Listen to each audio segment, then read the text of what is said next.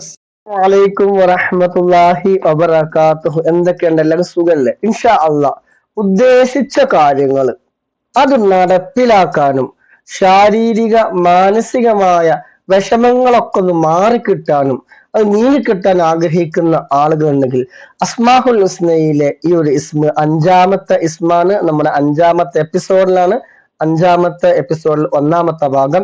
ഉദ്ദേശിച്ച കാര്യങ്ങൾ നടപ്പിലാക്കാനും ശാരീരിക മാനസികമായ വിഷമങ്ങൾ നീങ്ങിക്കിട്ടാൻ വേണ്ടിയിട്ടും ഈ മഹത്തായ ഇസ്മ ഏതാണ്? ഇസ്മ യാ ഖുദ്ദൂസ് എന്നുള്ള ഈ ഇസ്മ.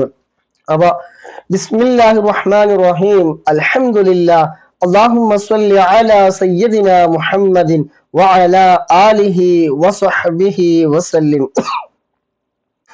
എന്നത് ഓരോ തവണ ചൊല്ലിയതിനു ശേഷം യാ ഖുദ്ദൂസ് യാ അല്ലാഹ്, യാ ഖുദ്ദൂസ് യാ അല്ലാഹ്, യാ ഖുദ്ദൂസ് യാ അല്ലാഹ് എന്ന ഈ മഹത്തായ ഇസ്മ 1000 പ്രാവശ്യം പതിവായി ചൊല്ലിയാൽ ചൊല്ലുന്ന വ്യക്തിയുടെ ശാരീരികവും മാനസികവുമായ സർവ്വ വിഷമങ്ങളും പ്രയാസങ്ങളൊക്കെ അല്ലാഹു സുബ്ഹാനഹു വ തആല ഈ ഇസ്മിന്റെ ഈ നാമത്തിന്റെ ബറക്കത്ത് കൊണ്ട് അല്ലാഹു സുബ്ഹാനഹു വ തആല മാറ്റിത്തരുന്നതാണ്.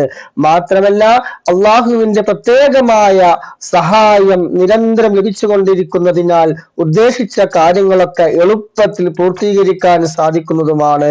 അപ്പൊ ഇൻഷാ അല്ലാഹ് പ്രിയമുള്ള മുഅ്മിനീങ്ങളെ, കഴിയുന്ന ആളുകളൊക്കെ എല്ലാ ദിവസവും മുടങ്ങാതെ ഈ ഇസ്മ 1000 പ്രാവശ്യം ചൊല്ലുക. കുറഞ്ഞ സമയം മതി.